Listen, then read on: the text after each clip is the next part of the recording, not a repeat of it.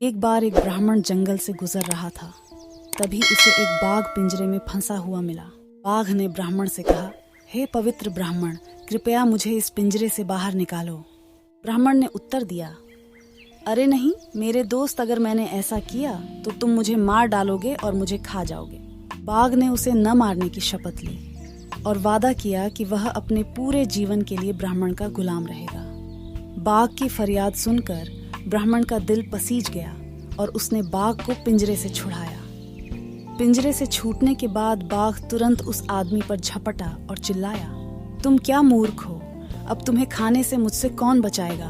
ब्राह्मण ने अपने जान को बचाने के लिए बाघ से बहुत याचना की। फिर बाघ ने बोला, चलो 3 न्यायाधीशों से पूछते हैं कि तुम सही हो या फिर मैं। अगर तीनों लोग कहेंगे कि मैं गलत हूँ तो तुम्हें नहीं खाऊंगा, लेकिन अगर सभी कहेंगे कि तुम गलत हो तो तुम्हें खा जाऊंगा।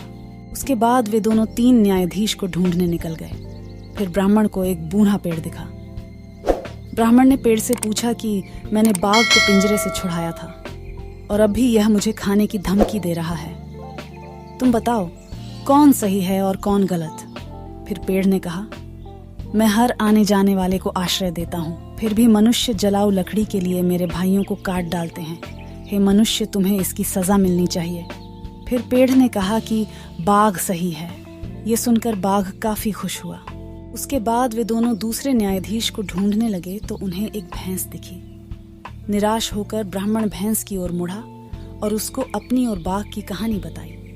फिर भैंस ने कहा, मैं मनुष्यों को दूध देती हूँ और वे मुझे केवल सूखी घास खिलाते हैं।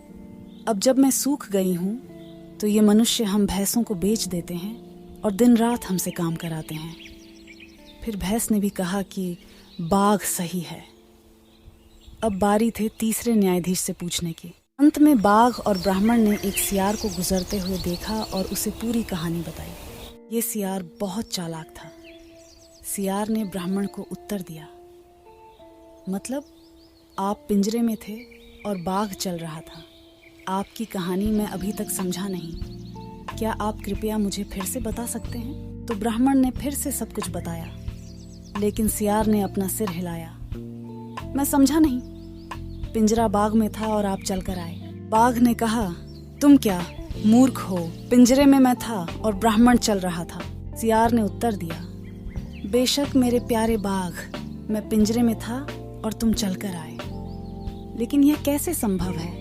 बाघ अब गुस्सा हो रहा था क्योंकि उसे बहुत भूख लगी थी। वह सियार को पिंजरे के पास ले गया और वह पिंजरे में कूद गया और बोला, देखो मैं पिंजरे में ऐसे ही था और ब्राह्मण चलता हुआ आया। अब आपको समझ आया। सियार मुस्कुराया, बिल्कुल सही।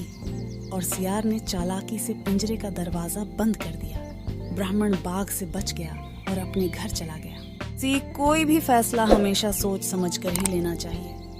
अगर बाघ सोच समझकर फैसला लेता तो पिंजरे में नहीं कूदता।